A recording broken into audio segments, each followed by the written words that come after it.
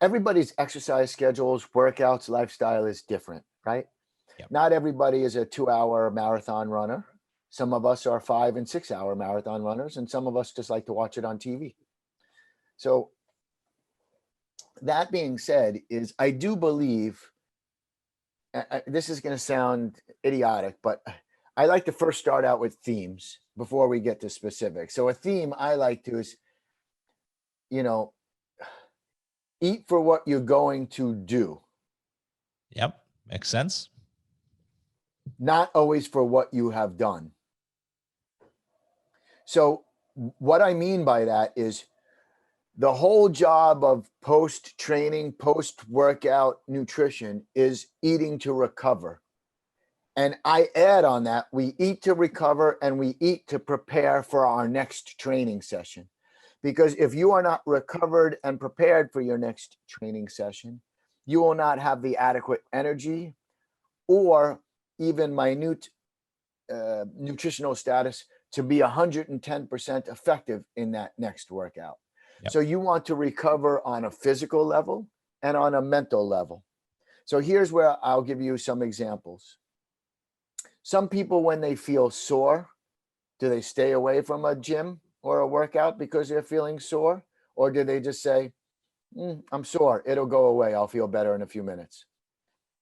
What there is a good portion of people that if they're sore, they, oh, I ache, so I shouldn't do this again. And then there's the other end of the spectrum where they're like, this is good, I'm going to carry on and do what I need to do, right? Right. And so we have different levels of recovery as well.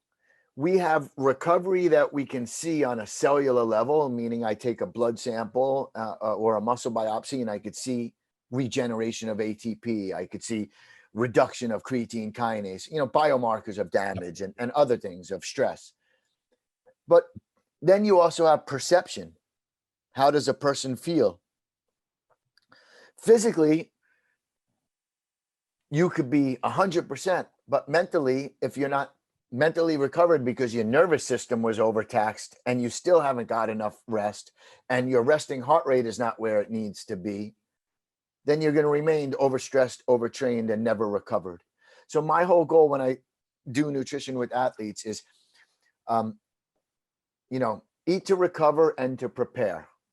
And we like to strategize the day. When I work with athletes, whether they're an athlete on a professional or a college or elite level, yep, or in the past when they were more of a weekend warrior kind of, or this kind, I like to take the approach of you have to, not in an overbearing way, but understand somebody's 24-hour schedule. When does a person wake up? When do they either go to school or go to work? Do they normally eat breakfast? If they don't normally eat breakfast, are they willing to drink this? Are they willing to eat a little bit of that? What do they do from the time, then once they're at work? Is it a physical labor job or is it, you're a stock broker, so you're, whatever. Then when do you take breaks? What do you normally do?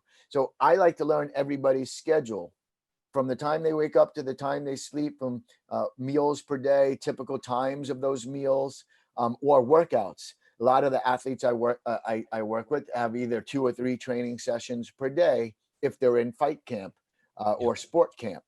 And so I know that their first workout of the day is at 9:30 or 10 in the morning. The second one is at 4:30, and they may do another one at 7, right? So it's my job to help refuel them and keep them.